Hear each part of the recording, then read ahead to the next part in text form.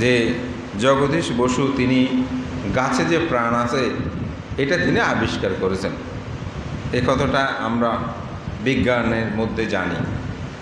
কিন্তু আজ থেকে 2500 বছরের অধিক কাল পূর্বে বুদ্ধ এই বিষয়টা আবিষ্কার করেছেন, যার কারণে বুদ্ধ ভিক্ষুদেরকে নির্দেশ প্রদান করেছেন যে হে ভিক্ষুগণ, তোমরা কখনো কোনো ঘাস, গাছ, পাতা এগুলো ছিঁড়তে পারবে না, এগুলো কাটতে পারবে না। এখন হয়তো প্রশ্ন করতে পারেন, বানতে সমস্যা হলে তখন কি হবে?